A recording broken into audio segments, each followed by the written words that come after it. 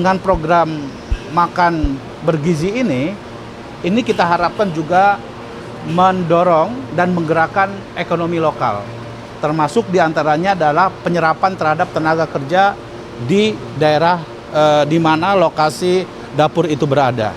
Ya, teman-teman media, kami hari ini meninjau langsung ya dapur yang ada di Kampung Kebayunan, Kelurahan Tapos, Kota Depok, yang merupakan salah satu di antara daerah yang menyelenggarakan makan bergizi gratis, yang merupakan program yang dijanjikan oleh Presiden Prabowo dan Wakil Presiden Gibran Rakabuming Raka.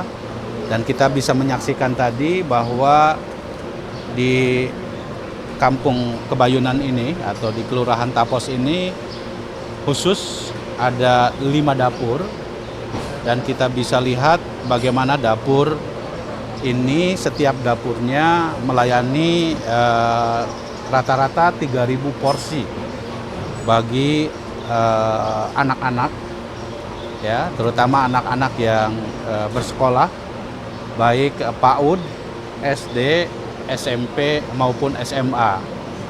Dilihat dari menu yang disediakan dan dimasak di dapur ini, kita bisa lihat dapurnya sendiri sangat terjaga, higienis, bersih, dan memenuhi standar yang telah ditetapkan oleh Badan Gizi Nasional.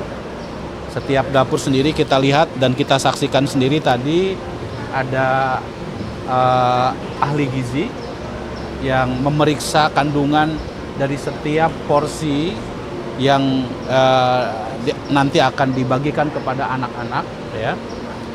Dan juga kita bisa melihat setiap porsi yang diberikan berbeda-beda walaupun kandungan gizinya sama. Misalnya untuk SD, anak-anak SD nasinya hanya 100 gram. Kemudian untuk SMP 150 gram. Sementara SMA 200 gram. Jadi porsi yang diberikan tentu tergantung dari kebutuhan kecukupan gizi bagi setiap usia anak-anak yang diberikan dalam makan bergizi ini. Jadi tentu program ini merupakan program yang sangat-sangat positif ya, sebagai bentuk tanggung jawab negara, dan ini merupakan hari yang sangat bersejarah di mana negara hadir memberikan satu investasi bagi kualitas sumber daya manusia Indonesia menuju Indonesia Emas 2045. Dengan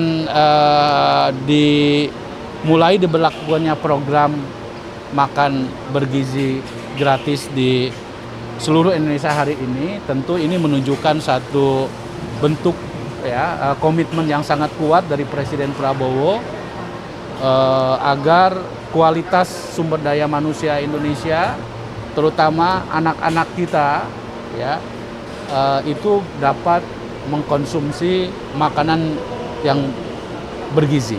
Dan makanan bergizi ini adalah merupakan fondasi bagi tumbuh kembangnya anak menjadi anak yang kuat, memiliki kecerdasan, dan tentu anak-anak Indonesia bisa fokus untuk belajar ya, tidak ada lagi rasa lapar pada saat mengikuti pelajaran.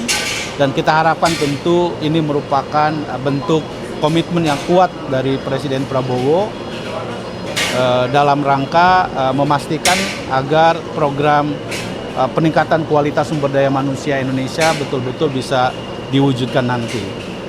Dan satu hal tentu bagi kami sebagai Gubernur Lembaga Ketahanan Nasional atau Lemhanas RI ya, penguatan sumber daya manusia itu adalah kunci dari ketahanan nasional.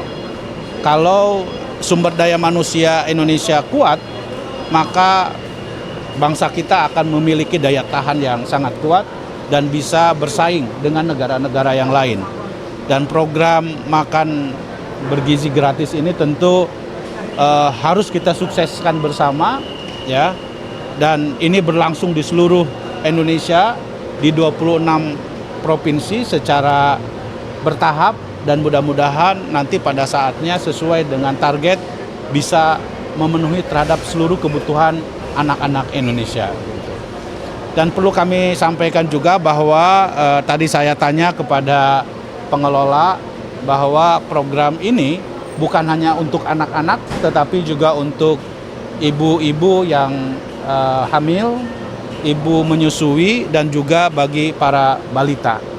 Tentu kita pastikan terutama contoh di Kampung Kebayunan ini di Kelurahan Tapos, prosesnya sudah berjalan dengan baik dan nanti kita akan lihat bagaimana proses distribusinya kepada anak-anak, terutama anak-anak SMP maupun anak-anak SD, proses distribusinya sehingga bisa berjalan dengan baik.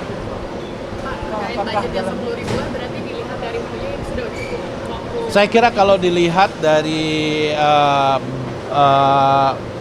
isinya, ya, menunya, itu saya kira memang sudah 10.000 ya. Dengan kita lihat misalnya nasi tergantung dari gramnya gitu ya. Kemudian tadi ada ayam, ada tempe orek ya, ada sayur acar. Tadi juga di dapur yang kedua kita lihat juga menu yang lain juga berbeda. Ada yang isinya tempe, kemudian telur, kemudian sayuran dan buah-buahan jeruk. Jadi kalau kita lihat dari aspek itemnya sudah mencukupi 10.000 tersebut. Tapi rencana memasukkan susu itu jadi nggak sih, Pak? Nah, itu saya kira nanti pada saatnya harus ada karena itu bagian dari meningkatkan kualitas gizi dari anak-anak kita. Nah, tadi kami mendapatkan laporan bahwa untuk di Kebayunan ini ada 39 sekolah ya. 39 sekolah. Jadi untuk dapur ini terdiri dari 5 ya. Setiap satu dapur itu melayani rata-rata 3.000 ya. Tentu tergantung dari berapa jumlah sekolah dari jumlah siswanya.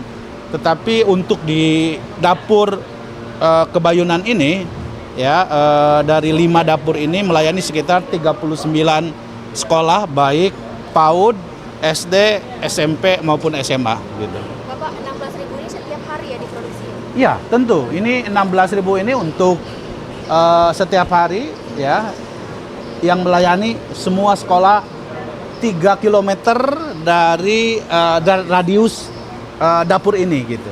Dan jumlahnya ada sekitar 39 sekolah. Pak, misalkan ditemukan warga yang mengadukan misalkan makanannya basi, itu dilarikan kemana, Pak? Saya kira di dapur ini kan ada kepala dapurnya, ada ahli gizinya, dan ada yang bertugas secara operasional. Satu hal yang bisa kita saksikan dari proses dapur hari ini adalah bahwa ini bisa menarik, memperkerjakan tenaga lokal masyarakat di sini. Setiap dapur itu memperkerjakan 46 warga lokal. Ya, itu artinya adalah bahwa dengan program makan bergizi ini kita harapkan juga mendorong dan menggerakkan ekonomi lokal. Termasuk diantaranya adalah penyerapan terhadap tenaga kerja di daerah di mana lokasi dapur itu berada. Ya, saya tadi tanya satu persatu di antara para pekerja yang baik sebagai tenaga masak maupun yang memasukkan menu ke makanan maupun yang mendistribusikan, ini sudah memperkerjakan masyarakat lokal, dan ini menunjukkan bahwa memang dampak dari program makanan bergizi ini akan mendongkrak ekonomi lokal yang ada di masing-masing daerah tersebut. Nanti kita wawancara lagi. Ya, nanti kita wawancara. Satu lagi Pak, bahan pokok sendiri diproduksi dari sini juga di ini ya Pak, produksinya? Ya, tentu kita harapkan ya nanti mitra yang ada di sini juga bisa diharapkan bisa memanfaatkan potensi pangan lokal yang ada di wilayah sini.